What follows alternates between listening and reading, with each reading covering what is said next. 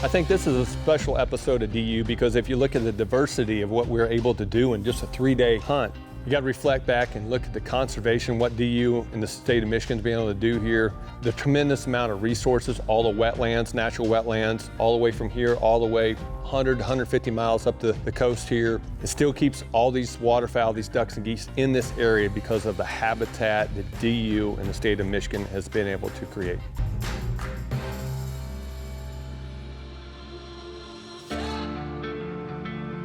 You know, a lot of people have asked me over time, why do I love duck hunting more than I love the others?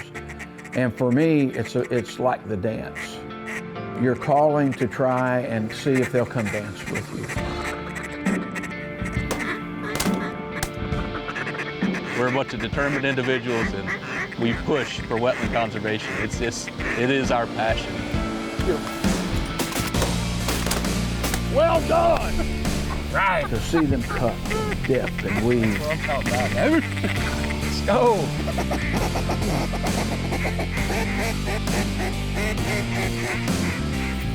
It was like the epitome of puddle hunting. To watch the birds work is the real objective of the hunt. Ducks Unlimited Television is presented by Drake Waterfowl Systems, innovators in waterfowl hunting. I'm Betsy Nabel, and welcome back to Ducks Unlimited TV. In this episode, DUTV co-host Fred Zink joins old friends around the greater Michigan area. Being from Ohio, Fred has spent a lot of time hunting this region. We explored DU's efforts around the Great Lakes region while enjoying fast-paced hunting action for both ducks and geese. All coming up next on America's favorite waterfowling show, Ducks Unlimited TV. This week on DUTV, we're in southeastern Michigan. The eastern part of Michigan in general is where the majority of waterfowl funnel down through the Great Lakes, down Lake Huron, down to Lake St. Clair, down the Detroit River. And we're right here in the mecca of where a lot of the waterfowl migrate in winter through November, beginning of December before they migrate south. Now the area that we hunted on the first day is Bay Creek Hunt Club, right on the shore of Lake Erie. They hold a tremendous amount of birds, really cool area, 300 some acres. They have about 150 acres of water surface when they're all flooded up. Well, we're getting us a little camera blind set up here. We're at Bay Creek Hunt Club. We're hunting with Joe Robinson, biologist for the Southeast region. Yep, I've been working with the Michigan Department of Natural Resources for the last 28 years. I've always been a big supporter of Ducks Unlimited. You know, I love what they do, pulling all the partners together. We've got a lot of great conservation organizations here in Michigan, but what Ducks Unlimited is very, very good at doing is pulling all the partners together, leveraging dollars, and getting projects done on the ground. They do that. They do a fantastic job at that. Duck Mecca. We're shooting buckeye ducks. Yeah. We raise them in Michigan. No, they stay in Ohio and they come up here and feed them. They go back. I think that thing that hooked me on duck hunting was the opportunity to be out with family and friends, being able to talk in the blind and joke and, you know, just, you know, stat jab one another. And I know 75% of the mallards are raised in Michigan, Wisconsin, and Minnesota. I'm glad you guys do a good job for us, Jojo. I appreciate it, big boy. As you can tell, Joe and I go way back. So we had the opportunity to hunt this week with Callie Rush. Fireball, loves the duck hunt, and is a biologist for Ducks Unlimited in the state of Michigan. Yeah, so I've got a very different path than most people I've met in waterfowl. So I came from a non-traditional kind of background. I didn't grow up in a hunting family, didn't know many people that hunted. When I got into college, I started fisheries and wildlife. I had a mentor take me out on a duck hunt, watching the marsh wake up. I didn't really grow up shooting guns, but being able to be out there, watch the ducks in their own habitat and harvest my own meat, harvest that animal, that really hooked me. In this area, what's the major initiative for Ducks Unlimited currently? What's your number one slot? Our number one slot down here most recently is trying to figure out how our traditional wetlands work for waterfowl can help out water quality in Western Lake Erie Basin. Everything we do, the coastal wetlands, small private land, wetland restorations, kind of upstream in the watershed. Those are providing migratory habitat and also breeding habitat. And then also, especially these small private lands, wetlands, they're intercepting a lot of the ag runoff. Monroe County, Lenawee County, all of those areas then drain into Lake Erie.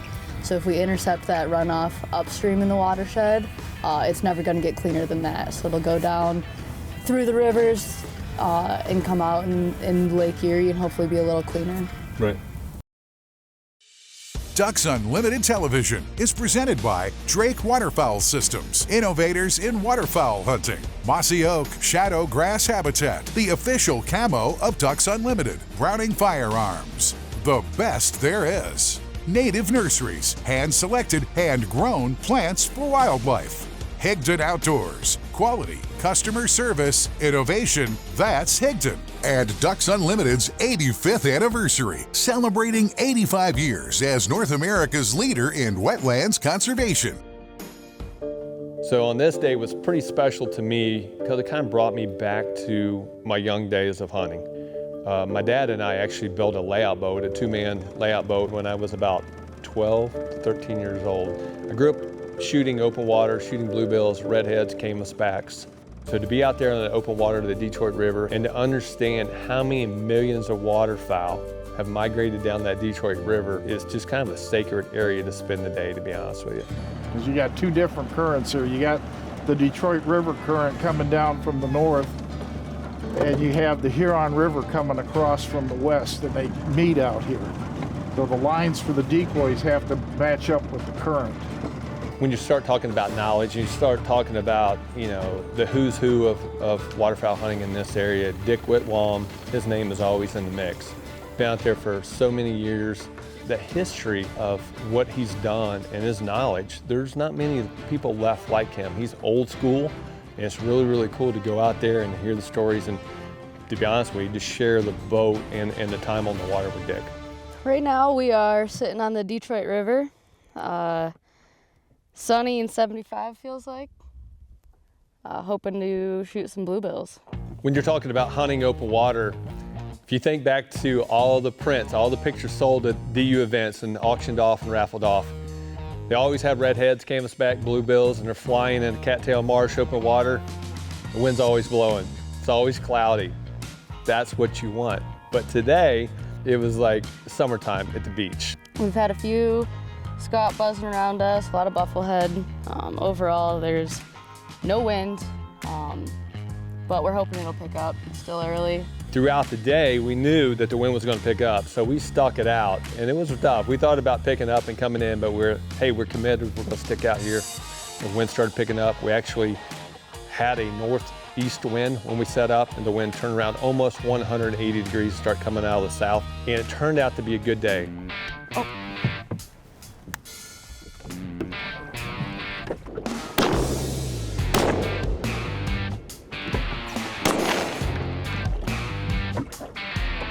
We got him.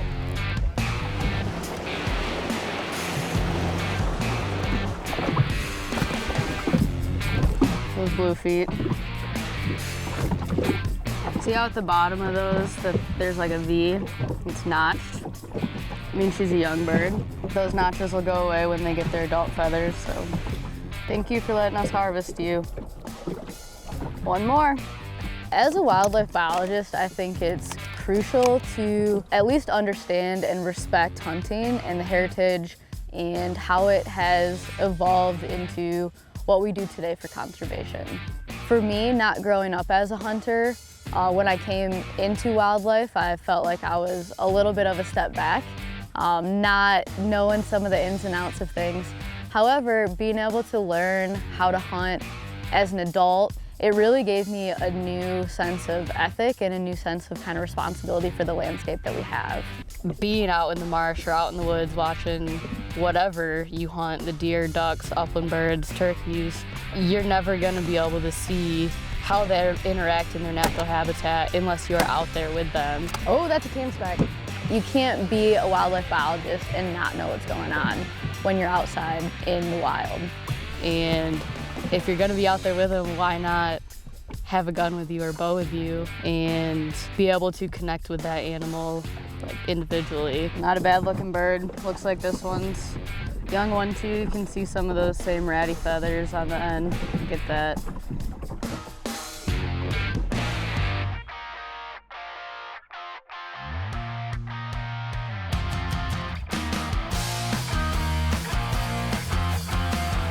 The Lake Erie watershed is huge, roughly including northern Ohio, northeastern Indiana, southeastern Michigan, southwestern Ontario, and all of Lake St. Clair. In the late 1800s, extensive dike and ditch construction along the lakeshore increased agricultural expansion and other development, but also resulted in significant drainage and conversion of coastal marsh. These practices and their long-standing effects continue today and impact not only wetlands, but also water quality in the rivers and lakes throughout the region. Urban sprawl and industrial development, especially near Toledo, Ohio, and Detroit, Michigan, pose significant threats to wildlife habitat and continue to fragment natural areas. DU programs in this region focus on the protection of existing habitats and restoration of those previously degraded or converted.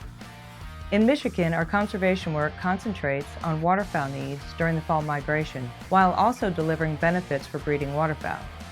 Much of this work occurs on coastal public lands frequented by American black ducks, Canada geese, greater and lesser scaup, canvasbacks, and mallards. To find out how you can help DU restore and conserve the Great Lakes region, please visit ducks.org. DU Insights is brought to you by Mossy Oak Properties. Find your favorite place at mossyoakproperties.com. Layout boat hunting right here on the Detroit River, to be honest with you, today is more about tradition. It's about going out there and remembering yesterday's hunts. This is how I started out hunting. I started when I was 12 years old.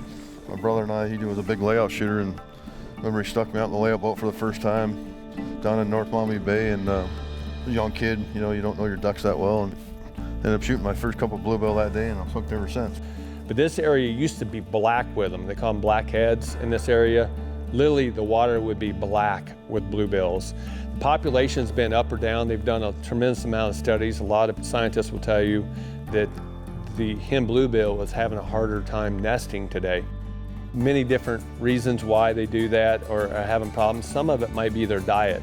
Actually, the zebra mussels that you're feeding on here in the Great Lakes, it's more of a lean food source. And because it's so lean, they don't have the body fat stored to when they go back up north to nest, to successfully nest as well. So that's one of the theories. But it's a heck of an operation to go out there and only to shoot 2 bluebills. And people say, why would you do that? You do it because you love to do it.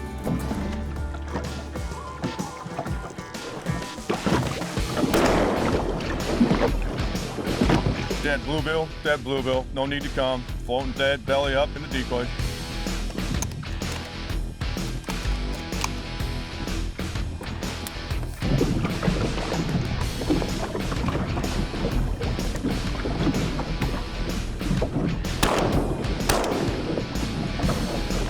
Pretty close shot, but definitely wasn't sitting in the decoys.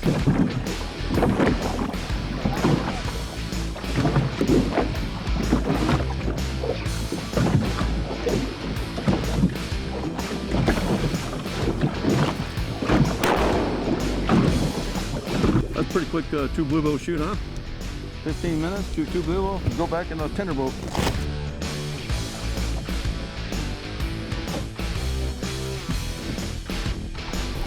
All right, one right down the gun here.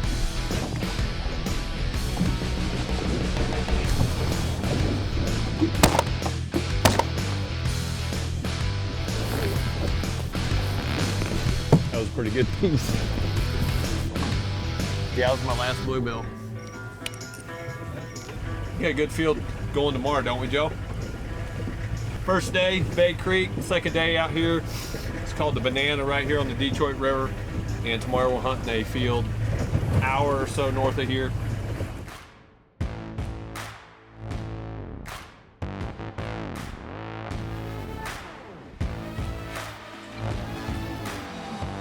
To prepare your dog to work in a floating blind or a duck boat out in deep water, it's going to take an extra step in your training process. First, we want to take a young dog and get them used to the boat.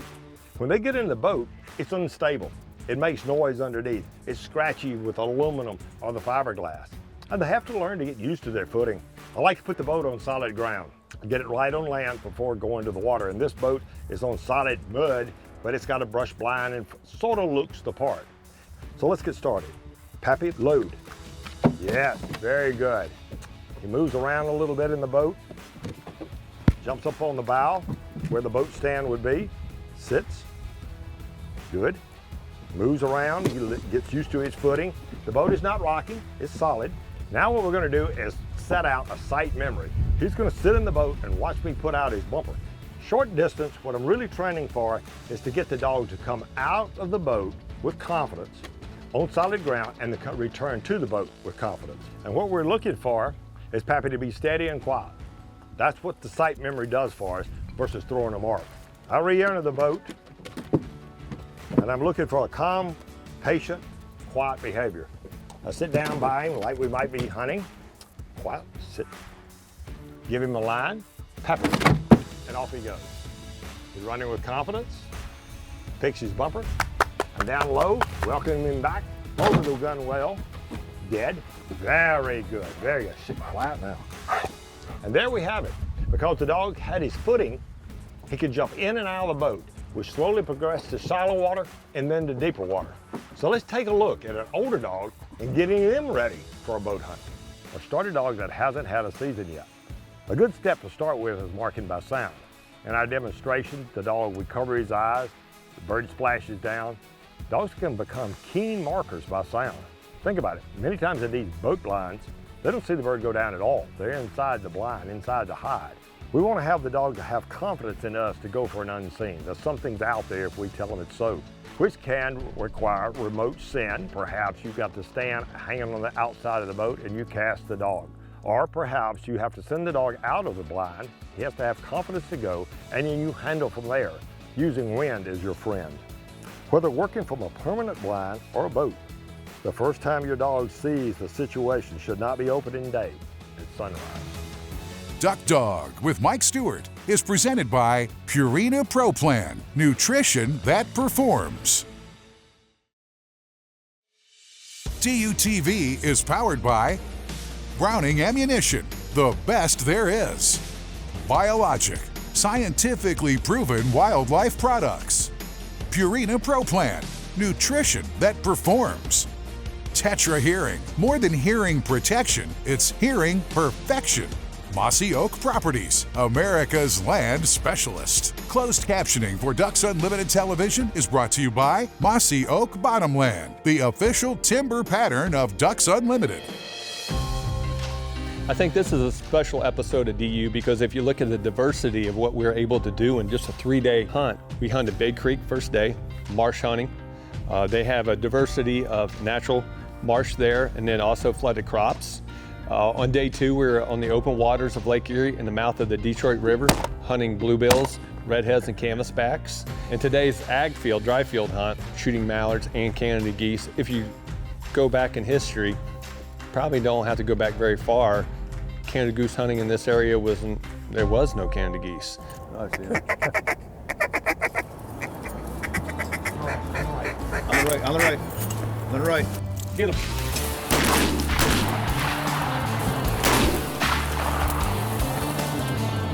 One shot, Joe. Nice shooting, Joe. That was right there. Yeah, that came I'm nice. right in. Yeah. Well, the area that I'm very familiar with is Monroe County. Our entire eastern border of Monroe County neighbors the western side of Lake Erie. And a big part of the duck factory here that goes on in Michigan. I can remember not that awfully long ago that if you harvested a goose in Monroe County, you got your name and your picture in the paper. It was a big deal. And from there to now, the geese are very plentiful. There's more ducks than there's ever been in our community. And that's just as one natural part of the state of Michigan, but there's so many other parts of the state of Michigan that benefit from wetland creation that Ducks Unlimited does just all over the state. Here they come, get ready, boys. Get them.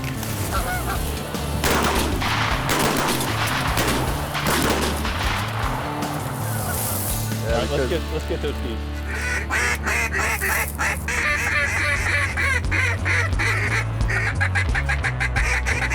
Here they come. Hunters have been the conservationists through the 20th and 21st century, even though we manage the natural resources for all citizens of Michigan, but the hunters, fishermen, and trappers pay the majority of the way. The way we manage our state game areas, the way we manage some of our state forest land, the way we manage a lot of those habitats within those compounds is through hunting, trapping, and fishing license dollars. We have a rich tradition of a lot of hunters here in Michigan.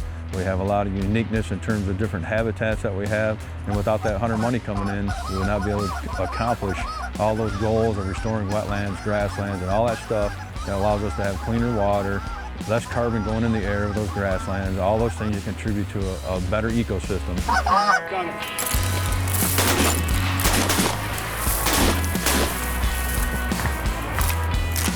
So if you look at these 3 days, you got to reflect back and look at the conservation, what DU and the state of Michigan's been able to do here. The tremendous amount of resources, all the wetlands, natural wetlands, all the way from here, all the way 100 to 150 miles up the coast here. It still keeps all these waterfowl, these ducks and geese in this area because of the habitat that DU and the state of Michigan has been able to create. What a terrific episode in a unique part of the country. The Great Lakes region has long been a DU wetlands conservation focal point and well worth the effort. Our work there provides much needed duck and goose habitat while providing clean water too, benefiting both wildlife and people. Thanks to everyone who made this hunt possible. Your support of Ducks Unlimited and DUTV is much appreciated. Thanks for watching and tune in next week for another great episode of DUTV. Acres, but there's no food left over there, so that's when they start moving over here. That's like, oh, perfect timing. The weather blows. You mean the weather's not blowing? Yeah. Same but different. Exactly.